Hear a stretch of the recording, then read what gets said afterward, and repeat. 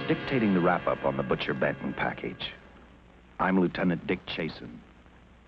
This hadn't been a routine case, and to find the answer, I've had to put a lot of little pieces together. It began on the day most cases can be called closed. It was the day before the butcher was to be executed. He was visited by his attorney, Paul Lowe, in the death house. It was at this first meeting the Butcher Benton case took its first switch. Well, that's it, Butcher. The evidence against you was so strong, the government turned down your appeal. You're a rotten liar, Lowe. You started round, and now you're still trying to throw me curves. Look, I don't blame you for being edgy, but get this straight. I didn't double-cross you. I never worked harder for a client. You mean you never worked harder for a client to get him sentenced? You were a fool, Butcher. If you hadn't tried to double-cross Screamy Ellis and Joe Marcelli, they wouldn't have turned state's evidence against you. But you had to get greedy. You wanted to keep the whole $600,000 for yourself. Well, the boys got sore, and I don't blame them. It was all your idea. You planned the whole job. You hired us. When you found out I'd staged the money, you decided it was time for me to die. You got those two crumbs to turn state's evidence on me. You stinking rotten mouthpiece. We both know that isn't true, Butcher. Now, look, what's the sense in not giving me the money? It's not going to do you any good. Well, I'll have the satisfaction of knowing that none of you three crumbs are going to spend it. What about Eva? Don't you owe her something? You tell me where the money is, I'll see that she gets your share. I've got a different idea. I'm going to kill you and Squeamy and Joe. Then I'll take care of Eva myself. You thick-headed ape, you're going to die tomorrow. Remember what I said. I'm going to get you, all three of you. Even for you, Butcher, that'd be quite a trick. So long, dead man. Remember what I said. I'm going to kill you, all three of you.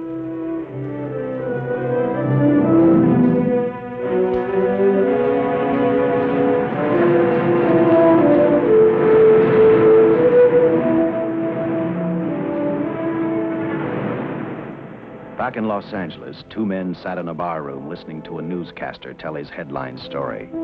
He played up big the butcher's threat to kill Paul Lowe, Squeamy Ellis, and Joe Marcelli for their having turned state's evidence against him. Squeamy Ellis didn't seem happy over the butcher's threat. Neither did Joe Marcelli. But they had figured, once a dead man, always a dead man. But this was one time everyone was in for a surprise, including the entire police department.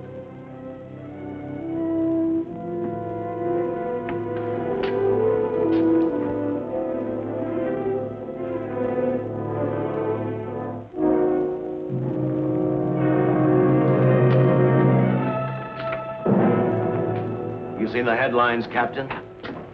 Teletype just came in from San Francisco. Butcher's execution is set for 5 o'clock this afternoon.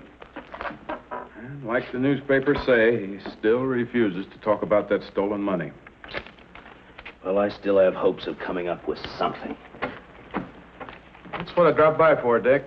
With Butcher's execution, the department's marking it case closed. That means you'll be reassigned.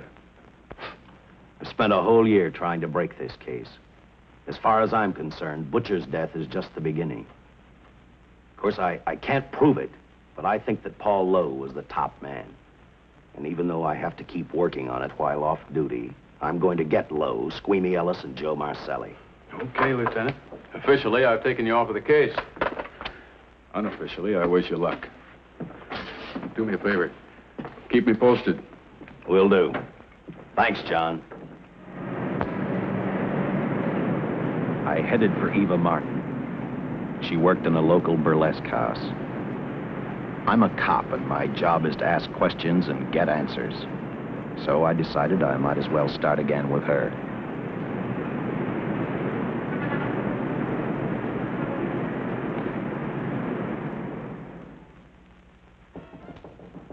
Come in. Oh. What do you want? I'd like to talk to you. Talk? You're a cop, aren't you? That's a good question. I can't even find a 3-ton armored car, let alone the $600,000. And I've been on the case a year. I've told you, and I've told you, and I've told you. I don't know anything about the money. I never did. Benton's gonna be dead in a little while. I thought it might make a difference. I never knew anything about the money. Call me dumb. I didn't even know Charles was in the rackets until the trial. Now, take it easy, kid. You're on, Eva.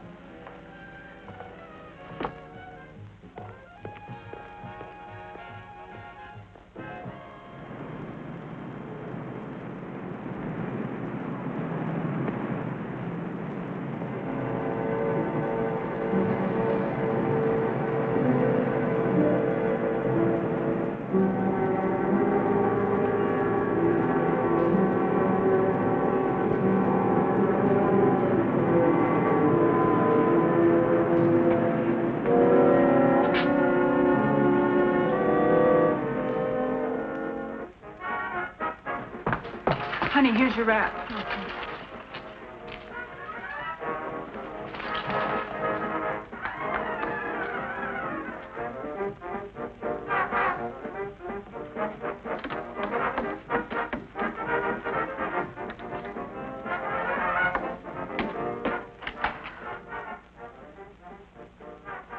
A few moments ago, Butcher Benton, without revealing the whereabouts of the $600,000 stolen in the armored car holdup, paid for his crimes against society in the gas chamber at San Quentin. Now for a look at the international scene. Today... Come on, baby. Don't waste tears on Benton. I feel so badly about Charles. If I'd known, maybe I could have done something. How about a drink? We could both use it. No, I just can't drink while she's working. Boy, see.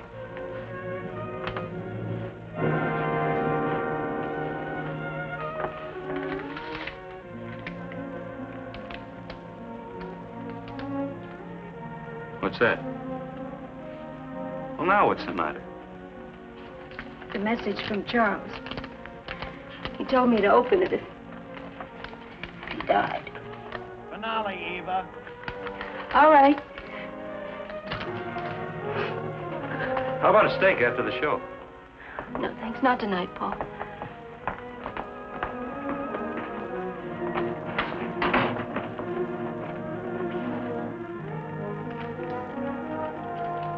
I didn't find out until much later, but Paul Lowe, in opening the letter the butcher had given Eva, found a map outlining a section of the city sewer system.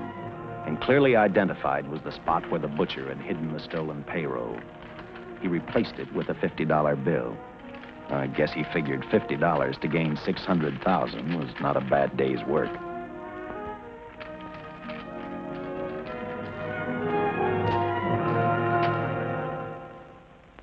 A few hundred miles away in San Francisco, the case took another switch, which turned the next 72 hours into one long, hideous nightmare.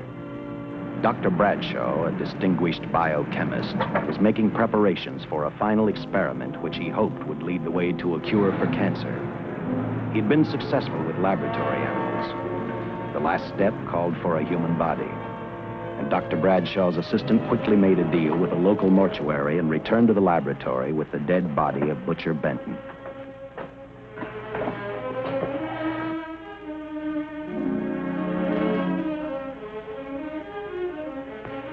You made good time. Well, I didn't waste any. Any trouble? No, I just handed the money over and moved the body into your station wagon. That was that. Good. Get a syringe.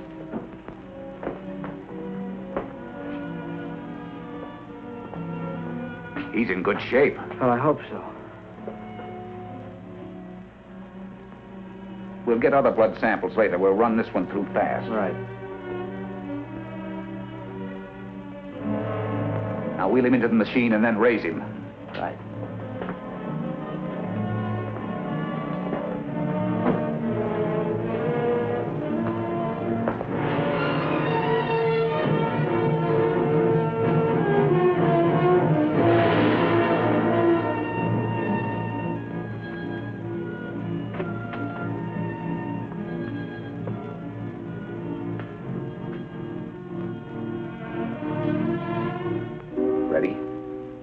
You mean you're going to give him 287,000 volts? Yes, yes. I'll get the fluoroscope set. We'll check with that before we start dissecting. Turn off the lights.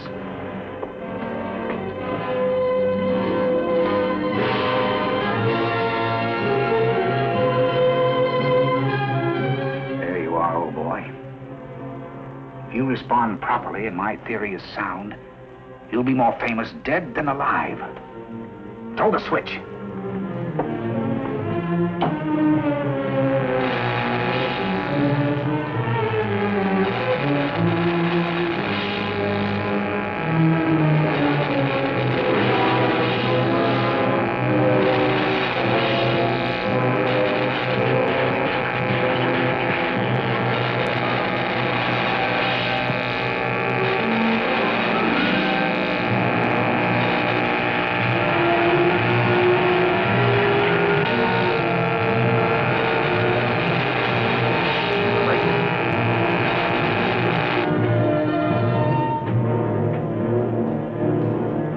Wait, I thought I saw a pulsation of the heart.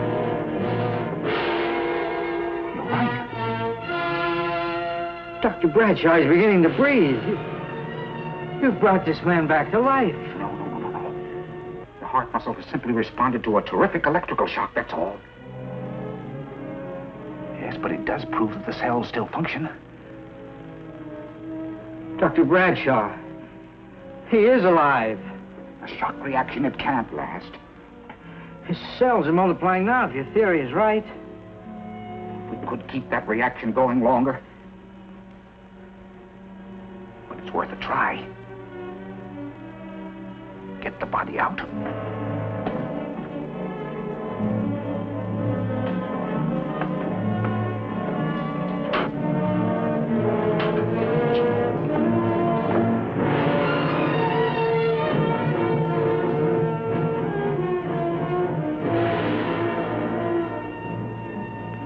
Get some adrenaline from the supply room. Some amyl nitrite, too.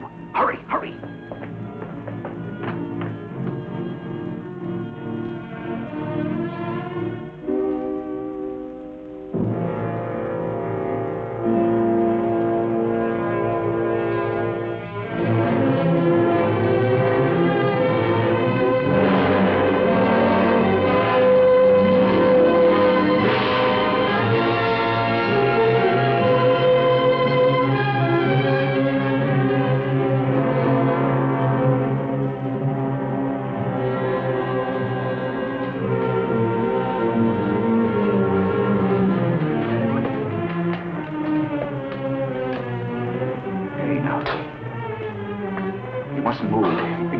Can't stand the strain. Now you must lie still. Please, please. Easy now. Easy. Easy. You must lie. Easy. Please.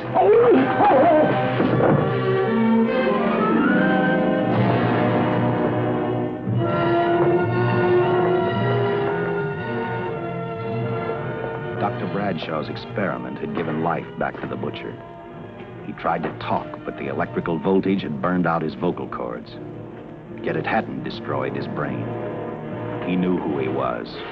He knew who he hated. As he stumbled about the room, I think he thought only about one: kill Lowe, Squeamy, and Joe Marcelli. The tremendous electrical voltage that Dr. Bradshaw had given the butcher had increased his cellular structure to the point where he was no longer a man. Dr. Bradshaw's experiment had created a vicious, brutal animal with an almost inconceivable amount of strength. Dr. Bradshaw must have believed the butcher's regained life would last for only a few minutes. Therefore, instead of calling for help, the doctor decided to handle his creation alone. Now, easy, Benton. Just relax. I'm a doctor.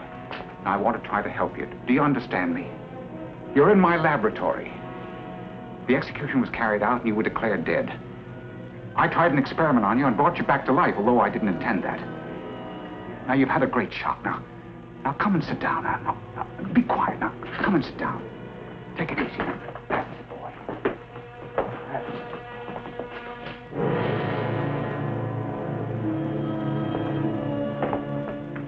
Careful. His reactions are violent. How do you explain this? Each cell must have multiplied 100 times, perhaps thousands. His strength is unbelievable. No, it's too late for the amyl nitrite. I want to get some blood samples, make some tests on him, find out what's happened. Get me a syringe.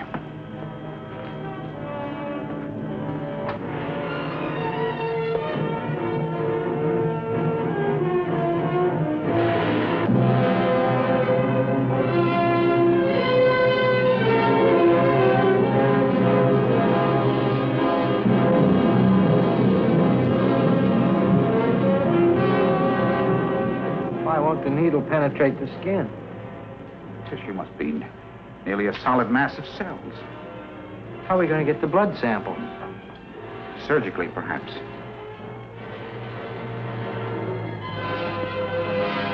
Now, easy. Take it easy. You can't leave here now. I'm responsible for your being alive.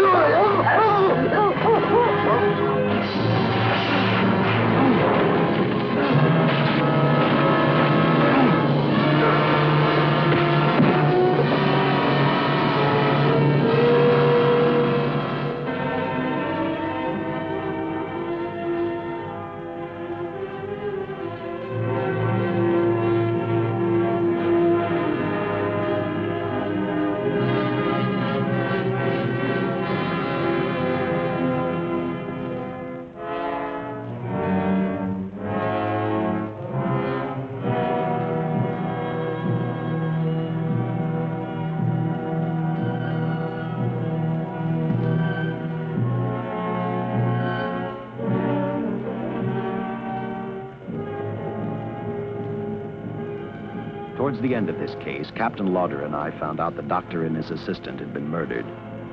But I'm getting ahead of my story. The butcher didn't know how he had been brought back from the dead, and he didn't care. All he knew, he was alive.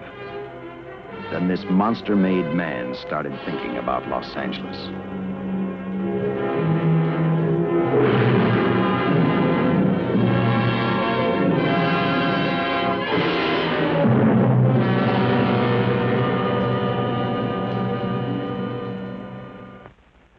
On that very in Los Angeles, I decided to stop playing detective for a little while.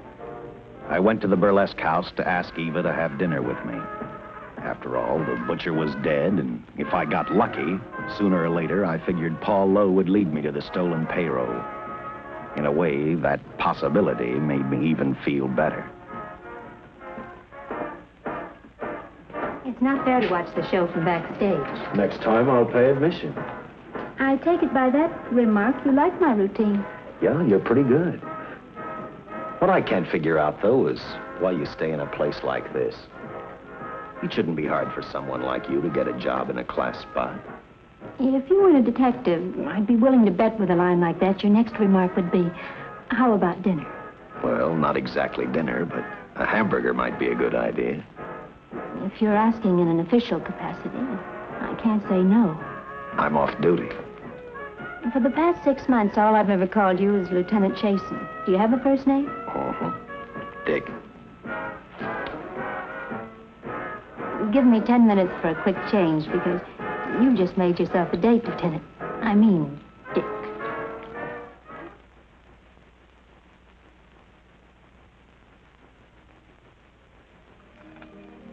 Know something, Dick? I haven't had hamburger in the front seat of an automobile with a guy in a lot of years. Well, from now on, we'll do it more often. Funny. I always figured a policeman wasn't really a human being. I mean, unless he was arresting someone or trying to solve a case, he was unhappy. Shows you how wrong you are. In fact, everyone on the force gets fed up occasionally with the job they do. Maybe we're more human than anyone else. We see so much trouble, we get to hate the word. But as long as the world's filled with people, there'll have to be men who enforce the laws. What made you join the department? Now, who's making with the questions? No, honest, I'd like to know. Well, it's really a very short story.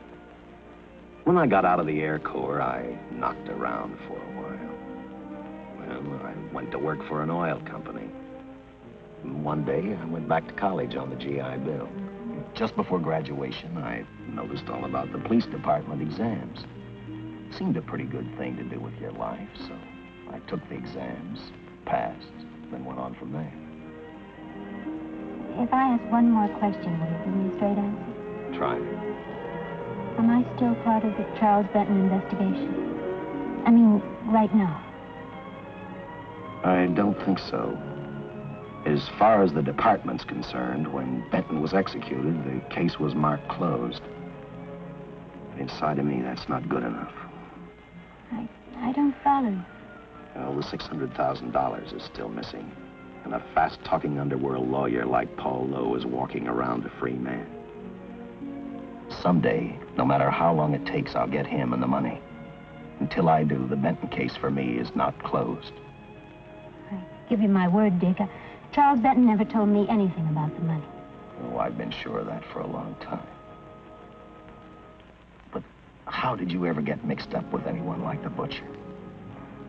This trouble ever started, just happened. I had a roommate who used to date Benton all the time. One day she packed and left for Chicago. Benton carried a torch for her, and he used my shoulder to cry on.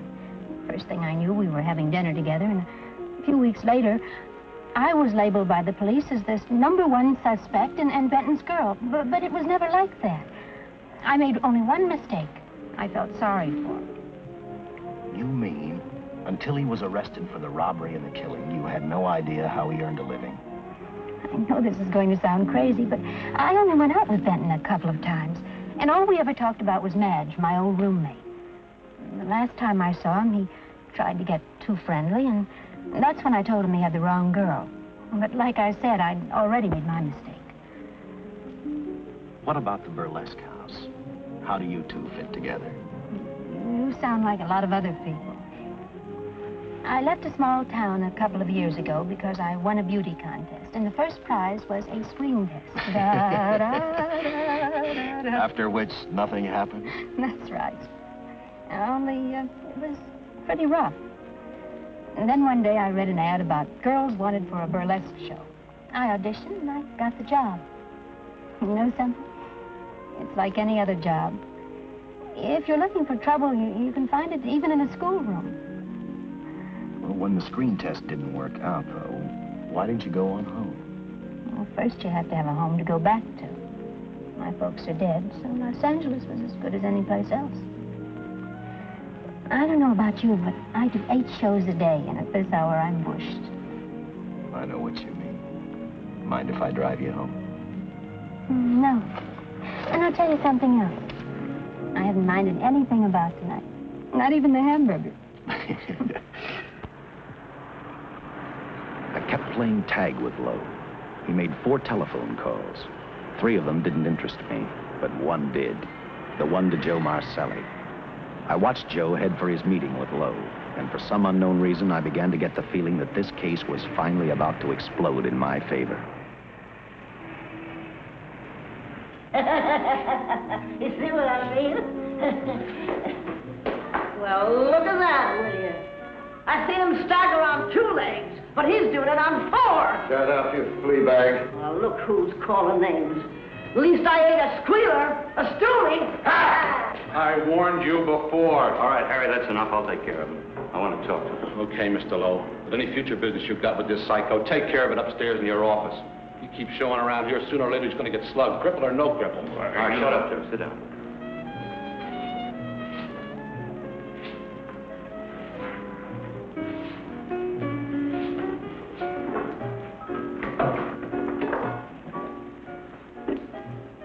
I need a shot. Bad. You'll get one after I talk to you. You sober enough to understand? Yeah, I run out of dough. No wonder. Look at you. You used to be the best torch man in town. Now I don't think you could crack a safe if you knew the combination. No jobs. Nobody wants me since I turned states on Benton. That's your doing. You taught me. All right, quit crying. I got a job for you. If you can stay off that stuff long enough. You know I can if I've got a job. How much? What is it? It's $2 grand in it for you. Where? Right near where he pulled the job. Interested? $2 grand ain't much out of 600,000. There'll be other expenses. Besides, that money's plenty of it. Now, you want it or do I get another boy? I'll do it. How soon do you want me to go to work? Set it up for tomorrow night. Call me before noon. I'm going to the races. 1. That's all. The job's over.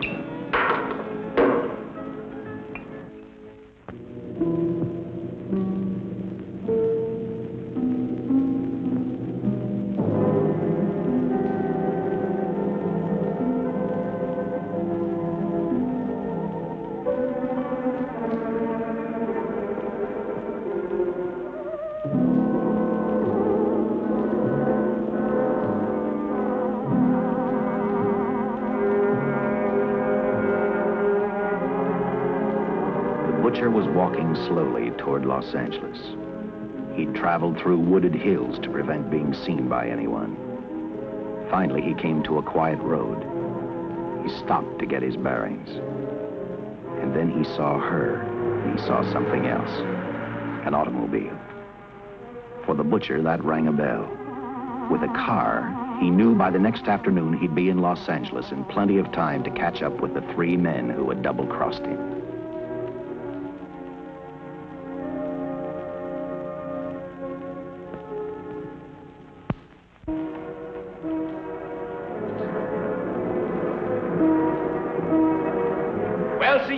Gentleman to be helping strangers in distress.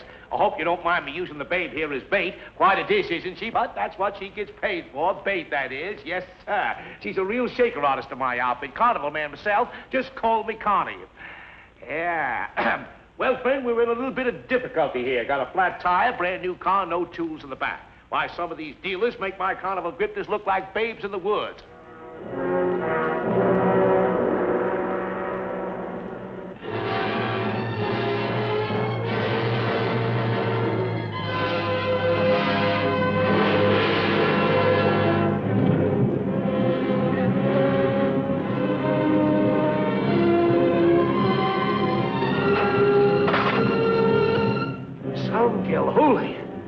Say, who you with, friend? Let it down. Let it down. No matter who you with, friend, believe me, I can do better for both of us. I'll make a fortune for the both of us. Oh!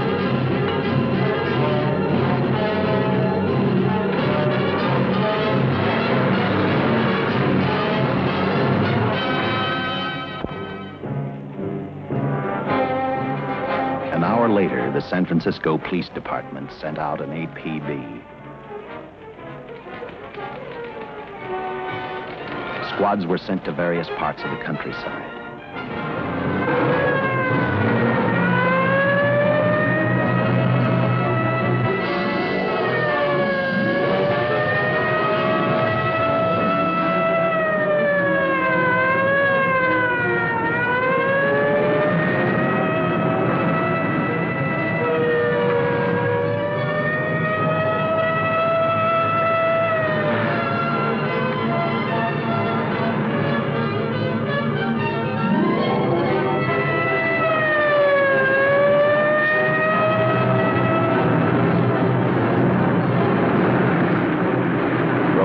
Were thrown up to catch the cold-blooded killer the hysterical girl had described. Each squad kept reporting back to central headquarters, and each of their stories was the same.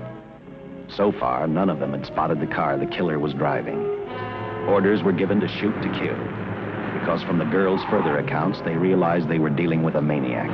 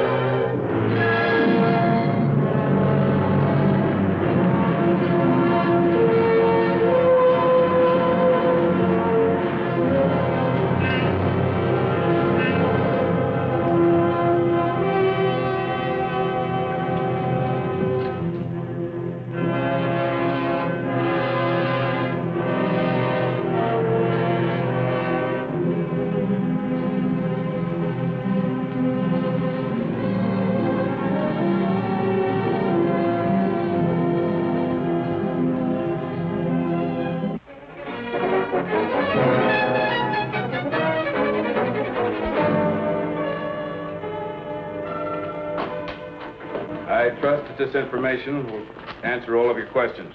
If I can be of any further service, let me know. Sincerely, J.I. Louder, Captain Police, L.A. Here's another all points from CHP, Captain.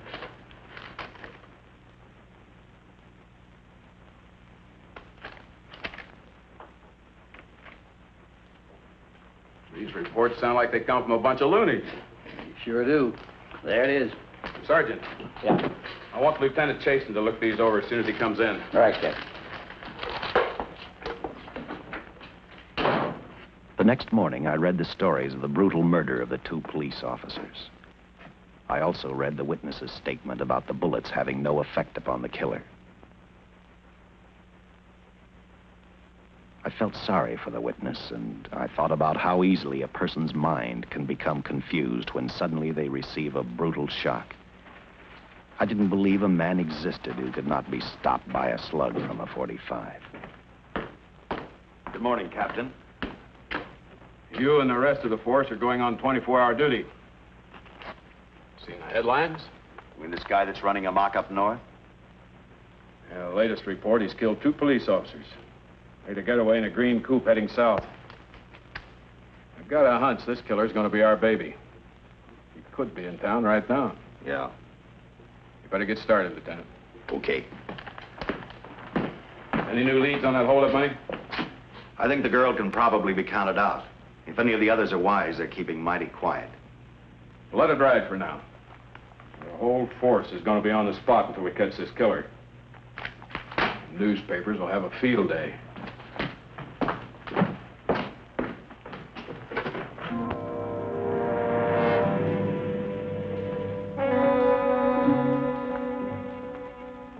We were wrong about 2 things. The killer was already in our city, and we didn't know he was Butcher Benton. He headed straight for Eva Martin. He went to her dressing room to get back the map he had left in the envelope with her. He wanted first to check his money, then catch up with Lowe and the others.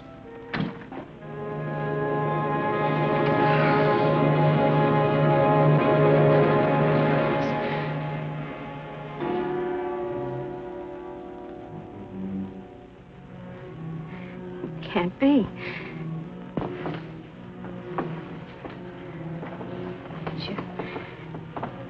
You do look like him. Only different somehow.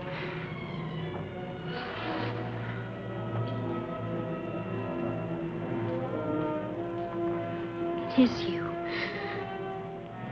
Why didn't somebody tell me? What's happened, Charles? Those look like bullet holes. Are they?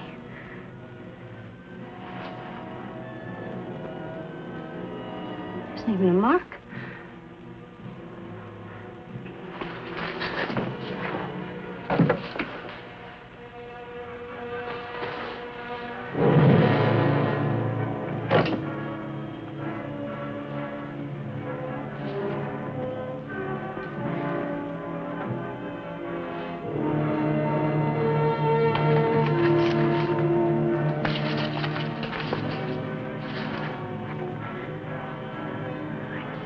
I opened it like you told me. I found the $50.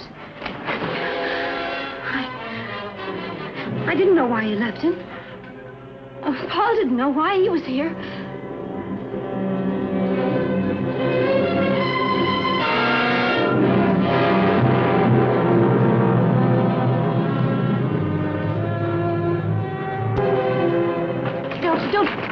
Don't say crazy.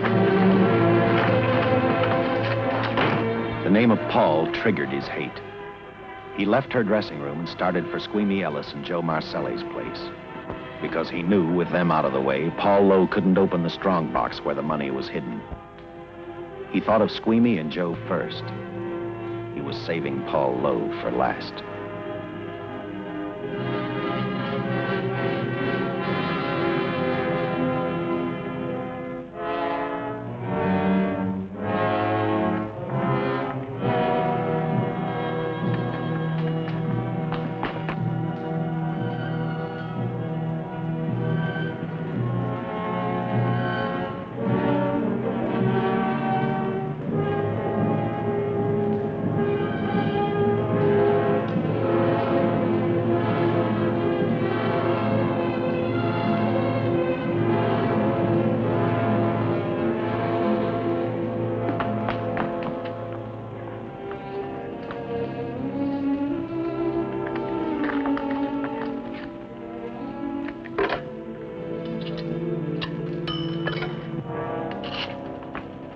Eva, can I borrow your eyebrow pencil?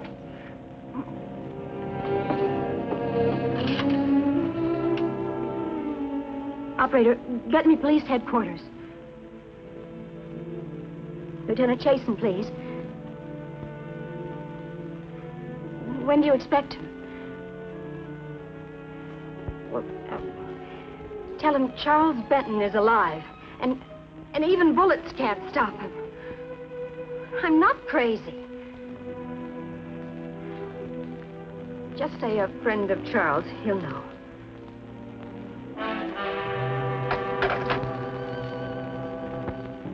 She tried to tell him the butcher was alive and on his way over to kill him. Squeamy didn't believe her, and in a way you couldn't blame him.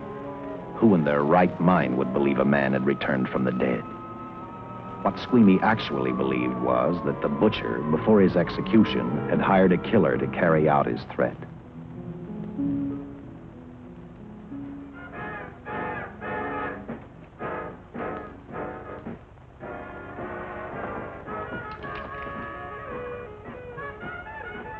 You sick? What? You don't look so good to me. 10 minutes, Eva. All right. Say, Eva, I could take over the matinee trick for you. What? It's easy. Look, Eva, I can do it. Stub-up-de-doo-doo-doo. Oh, Francine, I just thought of something. Yeah? Eva agreed to let Francine do the show. She hoped she'd be able to interrupt the butcher before he arrived at Squeamy's hotel. Or, failing that, at least be able to warn him to stay out of sight.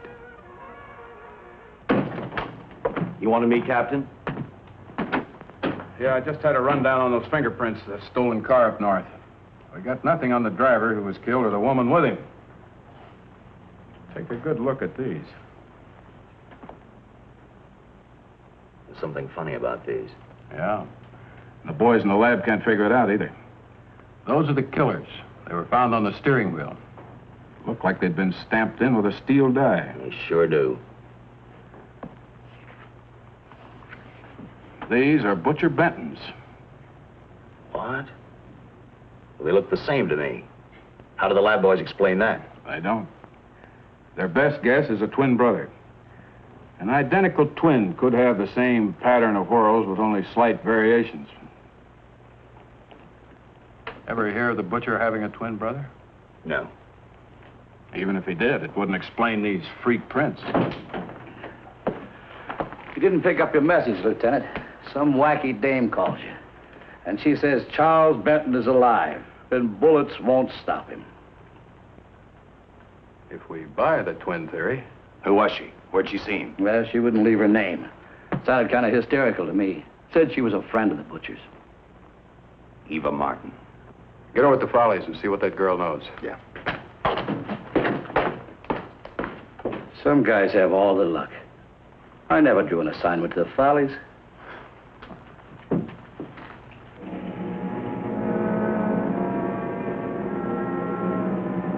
Meanwhile, the butcher headed for Squeamy's hotel. He didn't seem to be in any particular hurry. Actually, he seemed like any normal person, on his way to work or on his way home.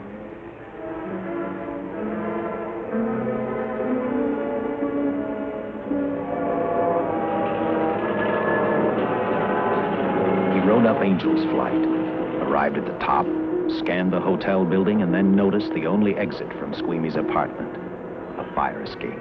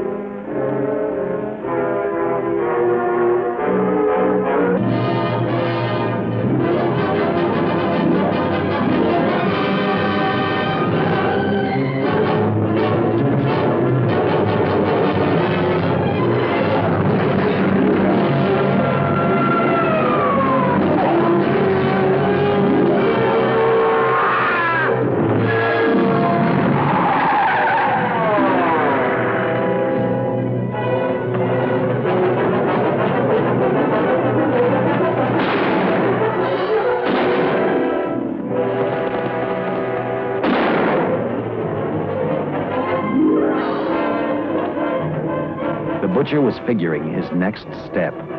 And as he looked at the dead cop, he thought about Paul Lowe, the next man on his list. Seen Joe Marcelli? Not since last night when I told him I didn't want him around here no more. Give me a shot.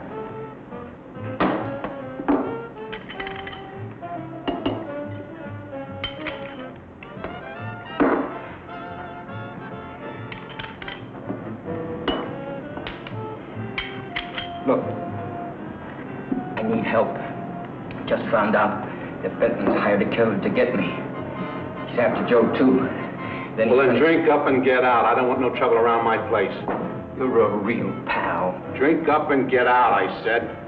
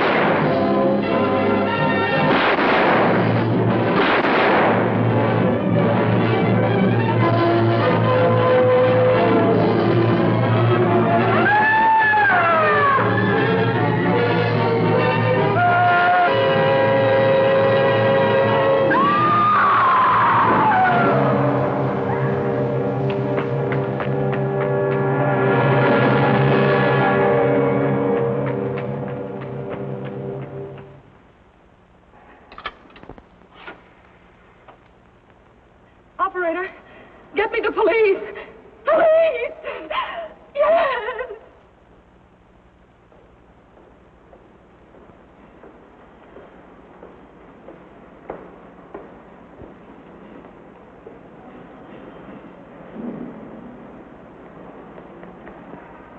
What's happened? A guy named Squeamy got thrown from the 5th floor. He's deader than a mackerel. Customer of mine. You mean Squeamy Ellis? Yeah, that's it. Just Squeamy. No one else was killed. Ain't one enough?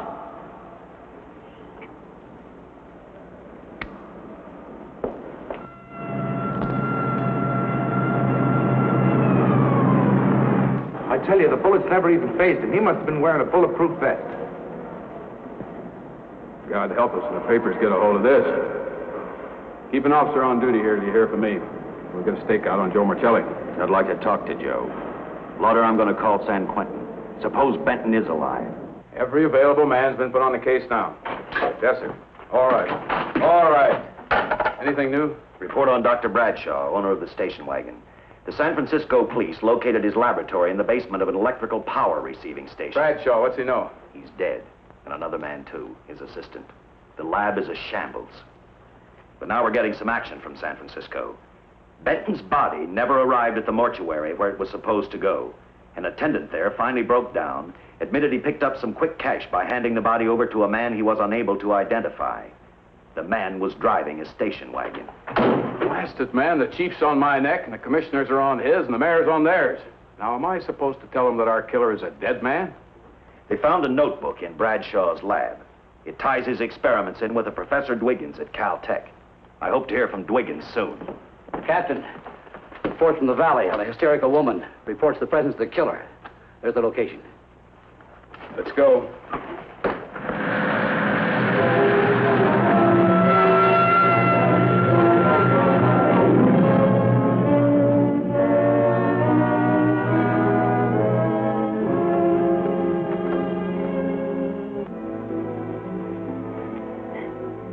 You and your boyfriend had a little fight, and he got out of the car to take a walk. You noticed that he walked down toward the sump area in the direction where you'd seen those lights a short while before. What happened then, miss? Please try to tell us.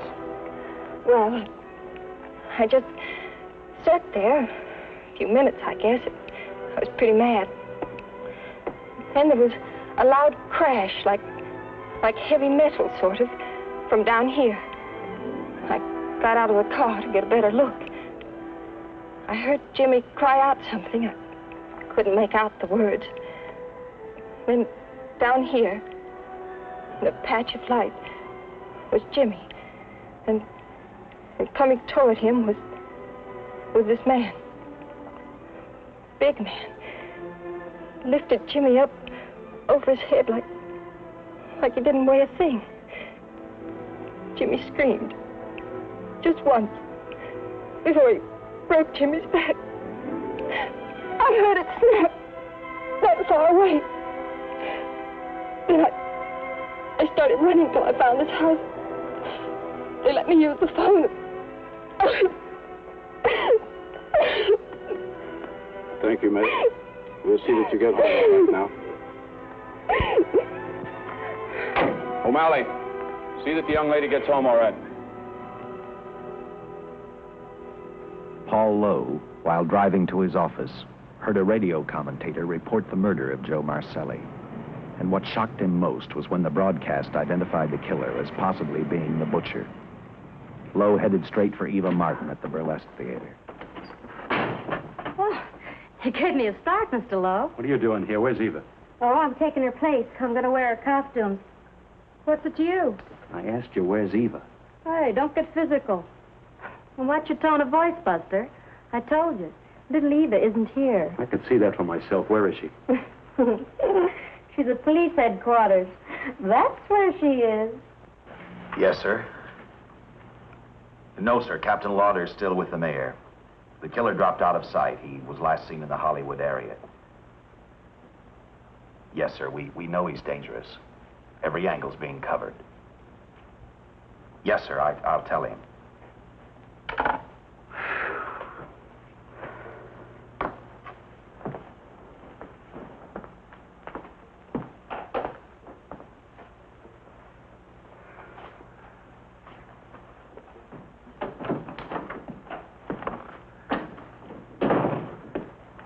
Here, see how these fit.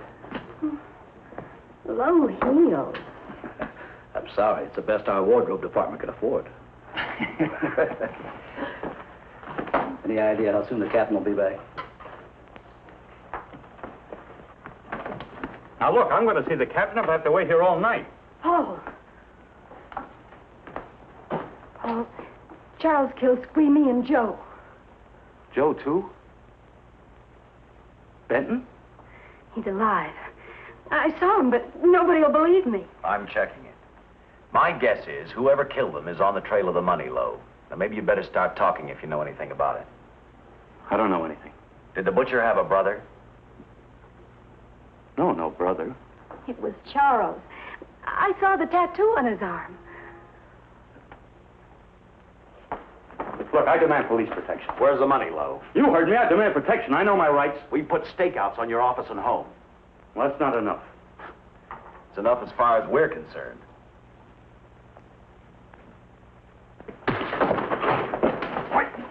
Are you gonna book me, Sergeant?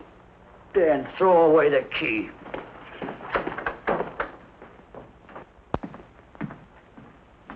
Thank you. Come up with anything yet, Dick? Oh, we've checked every hotel, motel, and rooming house in town. We've run a cross-check on every hangout Butcher ever used. Net results, blank. This is incredible. We not only discover a dead man turned killer, but it's beginning to look like he plays ghost, too. He's somewhere in this city, and if we have to take it apart brick by brick, we've got to get him. I may be way off, but I think Paul Lowe could tell us a lot. Maybe, but it's a cinch he's not going to. Well, suppose he had no alternative. You better grab some coffee. Your mind's beginning to play tricks on you. No, now, wait a minute.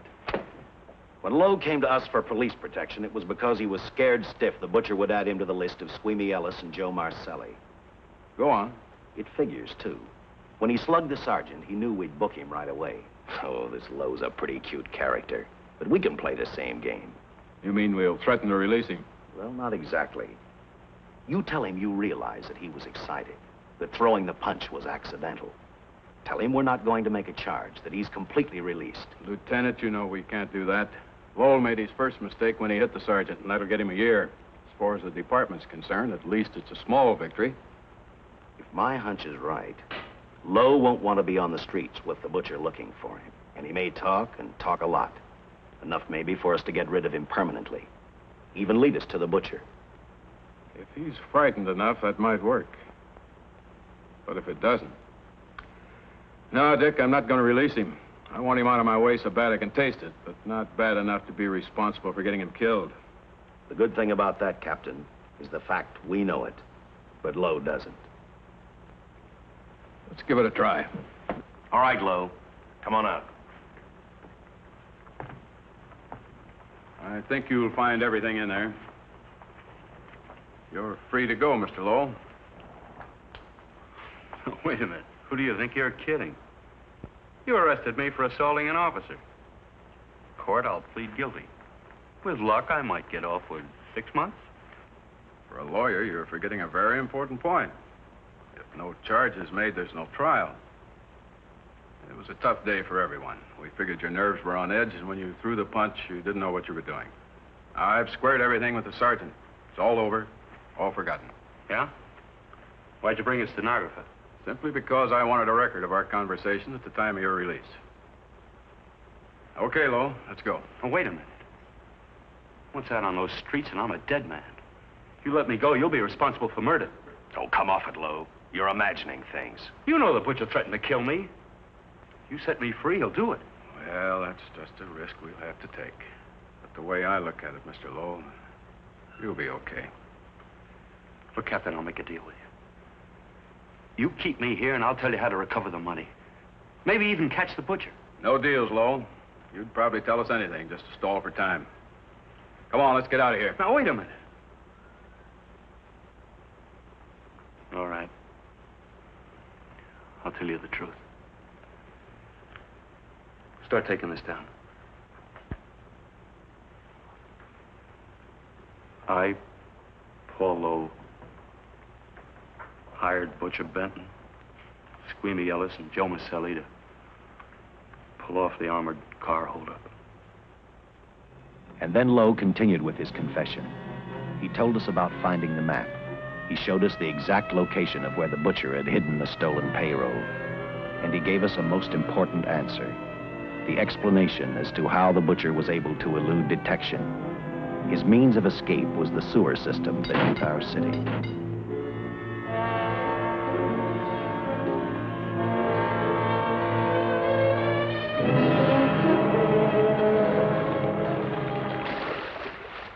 The department went to work fast. Every police squad in the city was detailed to cover a specific area. Every entrance and exit to the Los Angeles city sewer system of 700 miles was covered. Captain Lauder and I, along with several other squads, headed for the entrance where, according to the map, Butcher had hidden the money. Our job was to stop him, and that made me think of one specific question. When we found him, could this monster be stopped? I, for one, wasn't sure.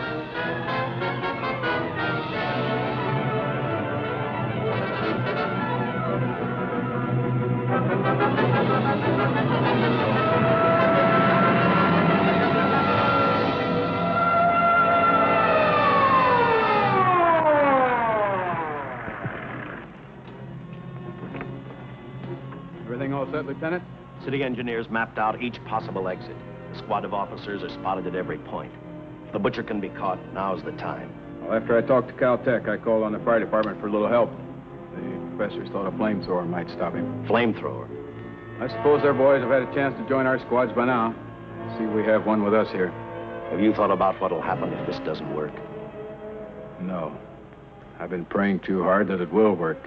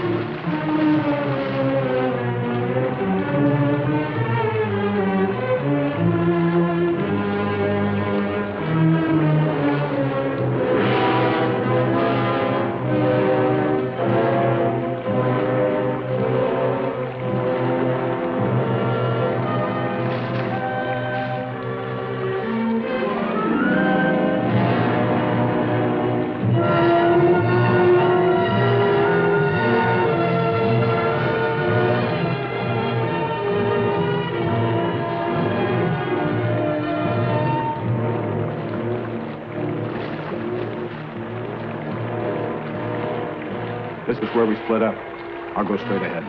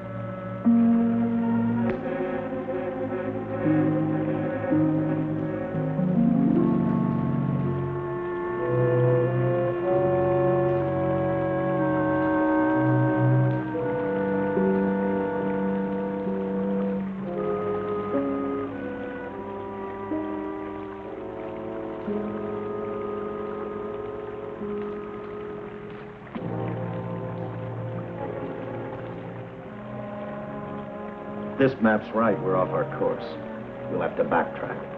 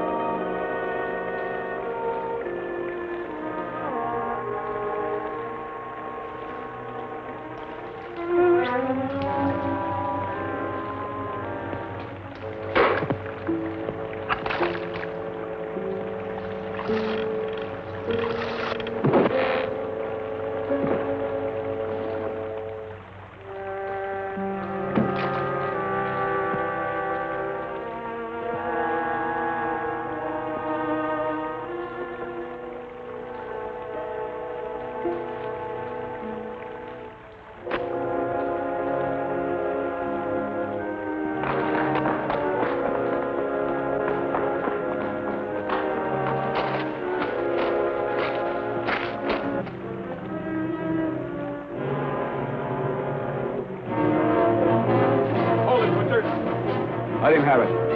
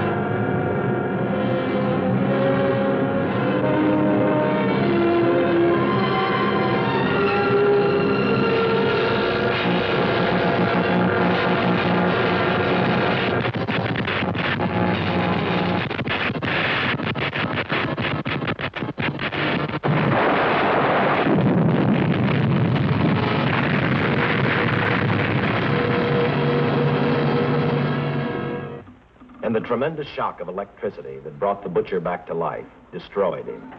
The $600,000 stolen in the armored truck robbery has been recovered. Case closed. Well, here are the scientist's comments for your records. I had to fill in a few spots with my own guesses, but I guess that's about the size of it. Did you get any sleep? Oh, some. Not much. How's the girl today? Well, I called the hospital about an hour ago. She'd gone. Gone? Where? She told them she was a working girl and that she'd been away from the job too long already. Quite a girl. Yeah. Say, how about that time off I've got coming?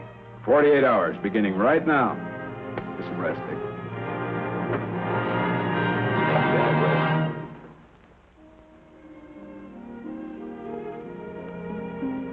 know something, Dick? The past 72 hours seem like a bad dream. That rest in the hospital today really gave me a new lease on life. Now that it's over, I can't believe it actually happened. The important thing is to remember it is all over. I suppose you'll be assigned to another case. I'll have to give up hamburgers in the front seat of the car for steaks in a restaurant. No. I've thought about that. In fact, I decided to do something about it. I started by talking the captain into a short holiday. And just about an hour ago, I got you fired. What?